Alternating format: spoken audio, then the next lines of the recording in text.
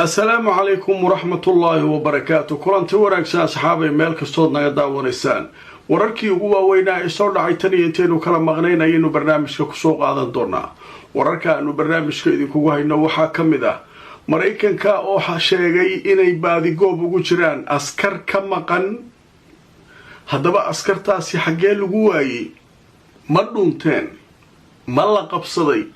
haddaba sheeko la yaab leh oo goordhow ay soo saartay wasaaradda dagaalka ee Pentagonka Mareykanka ayaynu barnaamijka ku faahfaahin doonaa. ergeyga Trump muqaabilsan wadahadallada Witkoff oo sheegay wadahadalla aan toos ahayn iyaga iyo Iran inay u bilowdeen oo ay u socdaan dal ka tirsan khaliijka oo hal bil ku dhawaad aan dhibic shidaal dhoofinin. Israa'iil oo u hanjabtay Lubnaan iyo warar kale inta ku jirnana waxay soo kordhawaan idin la socodsiin doonaa. haddaba barnaamijkanna waa kii saddexaad qodobo muhiim ah oo soo kordhay ayaynu barnaamijkeena ku faahfaahinaynaa. haddaba barnaamijka waxaanu ku bilaabaynaa iyadoo qodobo muhiim ah ay soo socdaan. ergeyga Trump muqaabilsan dhinaca wadahadallada ayaa caawa wuxuu soo saaray war uu leeyahay annaga iyo Iran wadahadal aan noo socda. wadahadal aan toos ahayn ayaa noo socda. waxaanu ka soo jawaabnay hindise ay keentay Iran oo 14 qodob ka koobnaa. marka hindisaasaan ka wada hadlaynaa. marka hawshaas ayaa noo socotule. haddaba marka aan idin tuso wararkii ugu dambeeyay caawa sheekadan ku soo kordhay. ninka la yiraahdo Witkoff wuxuu sheegay Mareykanka inay wada hadallo la leeyihiin Iran. ergeyga Mareykanka u qaabilsan wada hadallada Steve Witkoff ayaa u sheegay telefishinka CNN ee dalka Mareykanka inay u socdaan wada hadallo iyaga iyo Iran. haddaba la taliyaha afhayeenka wasaaradda arrimaha dibadda ee Iran ayaa isaguna waxa uu u sheegay telefishinka Al Jazeera in Iran ay heshay dhowr saacadood ka hor jawaab Mareykanka uu ka soo jawaabay hindisaha Iran ee ka koobnaa 14 qodob ee ay Mareykanka u gudbisay. marka halkaas wali rajadii way noo shaale leeyahay hadiiba Iran ay ogolaato.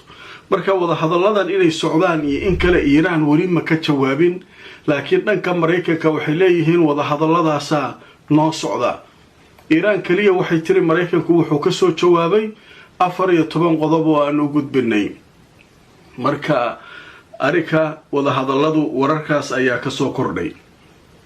warka ugu muhiimsan caawa intaynu kala maqnay soo dhacay wuxuu yahay wasaaradda dagaalka ama wasaaradda gaashaandhigga ee Mareykanka Pentagonka ayaa xaqiijisay warar maanta oo dhan socday oo ku saabsanaa in askar Mareykan la waayay.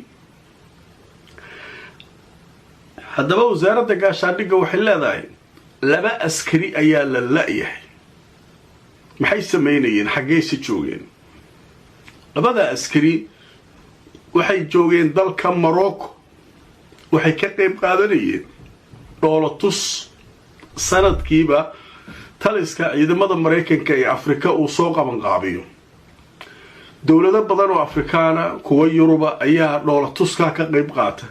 dhoolatuskaas marka noocyo kala duwan oo isugu jira askar cirka diyaarado inta lagu qaado la soo daadinayo iyo waxyaabo badan ku jira. marka 2 kamida ciidanka sida gaarka u tababaran ee Mareykanka ayaa la waayay. marka yaa ka haystay ayaa wararku yimaadeen. haddaba Mareykanku waxay la soo booday waxay yiraahdeen u malayn mayno in kooxo argagixiso ama fal argagixiso ay ku maqan yihiin, laakiin waxaan u malaynaynaa inay markii ay soo tuurayeen iyo badda iyo meelaha ay ku dhaceen. marka baadi goobkooda ayaan ku jirnaa.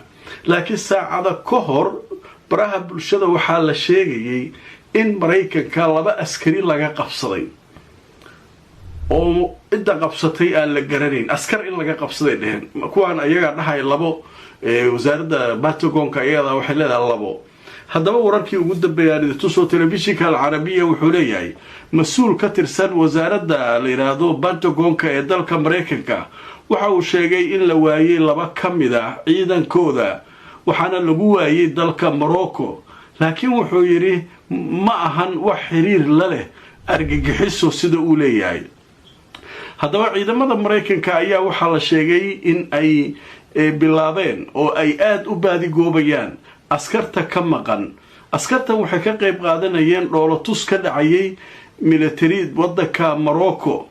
mas-uul ka tirsan Pentagon-kana waxa uu sheegay inay u malaynayaan inuusan wax xiriir la lahayn argagixiso weerarkaas.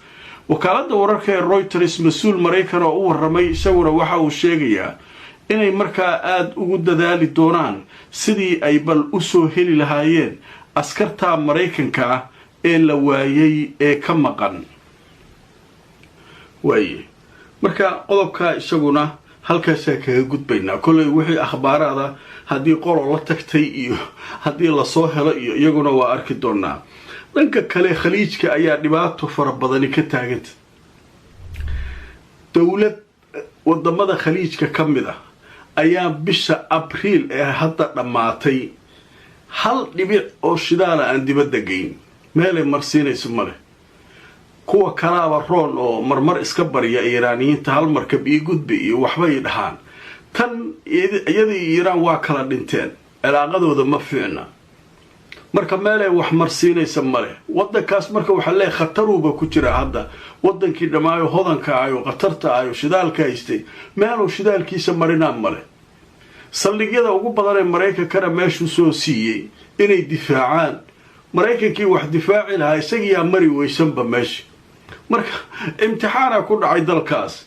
haddaba markaan idin tuso jariirada la yiraahdo Ra'yul Yawm ayaa qortay caawa warbixin ay leedahay arrinkan oo kale wuxuu dhacay 1991 ayuu dowladan Carbeed ku dhacay. ilaa haddana ma jiro bisha abriil dhibic shidaal ah oo dowladaasi ay dibadda u dhoofisay.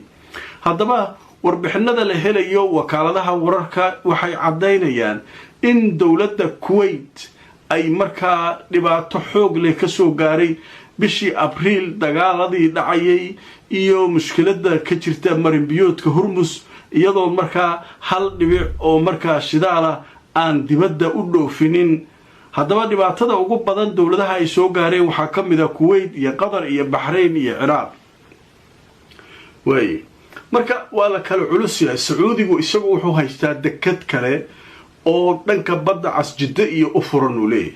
Imaaraadka isagu wuxuu waa iska habaystaa. wuxuu ku habaystaba isagu Iiraaniyiintan iyo waxa kan iyo waa iska la macaamilaa goorba mid iyo waxba loo gudbiyaa qadarta saas oo kale. laakiin qolada meesha ku gacan gashay waa Kuwait la leeyahay. bishii abriil hal dhibic oo shidaala oo Kuwait ay dibadda u dhoofisay ma jirto ayaa la leeyahay. marka warkaas isaguna waa wararka waaweyn ee soo dhacay intaynu kala maqnayn. haddaba dhanka kale Israa'iil ayaa buuq fara badan ka taagay. awoodda Xisbullah isa soo taraysa diyaaradahana ay isticmaalayaan maalin walba askarteena laynayaan. maxay tahay dowladii oo lagu buuqaya. dowladii waxay soo istaagtay Mareykanka dabar nagu qabtay kulaha. macnaha wax badan ma sameyn kartiin oo yiri. Lubnaan kama sameyn kartaan. marka dabarkaasaan hadda iska furaynaa. midaan ku dhigno waa la yaabayaa. sheekadaasay marka keeneen. haddaba markaan idin tuso wararkii ugu waaweynaa hay-adda wararka u faafisa Israa'iil waxay sheegtay in markaa heegan loogu jiro dhinaca waqooyiga xuduudda Lubnaan in markaa xaaladdu ay aad u sii adkaan doonto oo markaa dagaalo ay culus ay Israa'iil ka bilaabi doonto halkaas. Israa'iil waxay sheegtay inay weeraro culus ku qaadi doonto Lubnaan. laakiin waxay sheegeen in veto Mareykanka ah uu hor istaagay howlgalladaas ay nimankaa iskaga dhicin lahaayeen. marka waxaa la isweydiinayaa yaa hor taagan. maalin walba way duqeeyaan koonfurta Lubnaan. iyaguma waxay rabaan inay caasimadda duqeeyaan. caasimadda Mareykanka ha duqeyn inuu yiri Beirut. laakiin meeshii Xisbullahida ay ka dagaalamayso waa koonfurta Lubnaan. koonfurta Lubnaan marka maalay aadaan male. guri kasta dumiyeen. xaafad kasta dadka ka qaxa dheheen. nimanka dhulka inta ka soo baxaan jugta ku hayaan. drones inta u qaataan eber ka dhigayaan. marka macluumaadkaas iyaguna wararkii ugu waaweynaa ee soo kordhay ayay ahaayeen saacadihii la soo dhaafay. haddaba qadar xayeysiisa kadib intaanu barnaamijka saddexaad ee caawa ku jirnay. haddaba qaybtan waxaynu ku soo qaadanaynaa akhbaaraadka soo dhacay. magaalada Riyaad caawa waxaa ka dhacay kulan dhex maray khaliijka iyo wafdi ka socda baarlamaanka Yurub.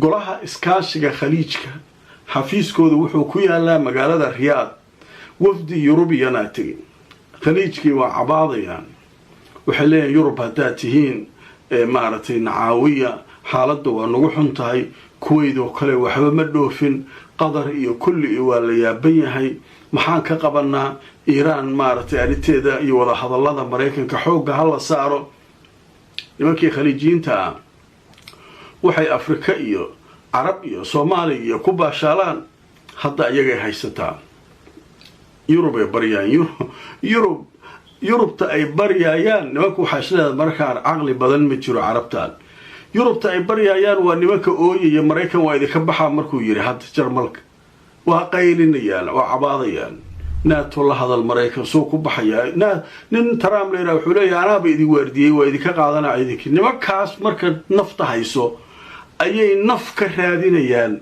nimanka khaliijiyiinta ah marka sheeko layaab le waay marka caawa kulankaas wuxuu ka dhacaa leeya wararka hadda soo baxay magaalada riyaad marka wuxuu dhex maray golaha iskaashiga khaliijka iyo wafdi ka socda reer yurub qodobadaas ayaynu caawa barnaamijkeena kusoo qaadanay waan filayaa inaad si weyn uga hesheen macluumaadka iyo wararkii aynu kusoo gudbinay barnaamijkayagii koowaad iyo kii labaad aan idiin soo gudbinaynay maanta inta aan mar kale barnaamij kale ku kulmayno iyo akhbaaraad wixii caalamka ka soo kordhay intaa ayaynu barnaamijka ku joojinaynaa laagareeya oo sheergareeya barnaamijka haddaad cusubtahana subscribe-ka ka ilooba youtube-ka facebookana follow gareeya inta aan mar kale kulmayno